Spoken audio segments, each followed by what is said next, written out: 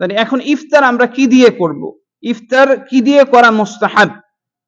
আপনি যদি খেজুর দিয়ে করেন, উত্তম হচ্ছে খেজুর দিয়ে করা। আর যদি খেজুর না পান, জমজমের পানি দিয়ে করবেন, তাই না? আর যদি জমজমের পানি না পান, তাহলে পানি আপনার নরমাল পানি দিয়ে করবেন।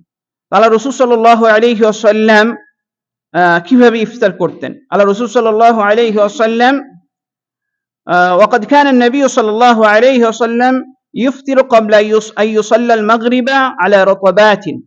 যে মাগরিব আমরা তো এমন ভাবে হয় বসি খাবার নিয়ে, নামাজ চলে যায়, খাবার নিয়ে ব্যস্ত থাকি, কিন্তু আল্লাহ রাসূল সাল্লাল্লাহু আলাইহি ওয়াসাল্লাম ইফতার করতেন কয়েকটা খেজুর খেয়েই নামাজের দিকে চলে আসতেন, অথবা আপনার পানি খাইতেন। বুঝতে পারছেন? মানে অল্প কিছু খেয়েই নামাজের দিকে চলে আসতেন। তো আমাদের অবস্থা হচ্ছে এইরকম যে আমরা ইফতার নিয়ে বসি, নামাজ চলে যায়, নামাজ শেষ হয়ে যায়, আমরা ইফতারের মধ্যেই থাকি। এমন যেন না হয়। মূলত হচ্ছে নামাজটা খুবই গুরুত্বপূর্ণ। আপনি রোজা ভাঙবেন, তাই না?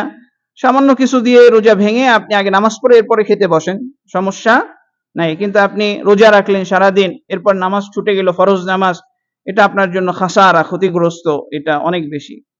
এখন কেউ যদি আপনার রোজা রাখে, রোজা রাখার পরে আজান হয়ে গেছে, কিন্তু তার কাছে খাবারের কিছু নাই, সে কি করবে?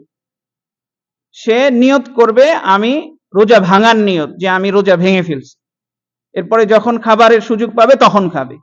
এই যে একটা মানুষ যে নিয়ত করলো আমি রোজা ভেঙে ফেলছি, এখন আমি আর রোজাদার না, এই যে নিয়ত করলো, এর মাধ্যমে তার রোজা ভেঙে যাবে, এবং সে যখনই সময় পাবে তখনই আপনার খাবার খেয়ে নিবে, যেইটাই সে পায়।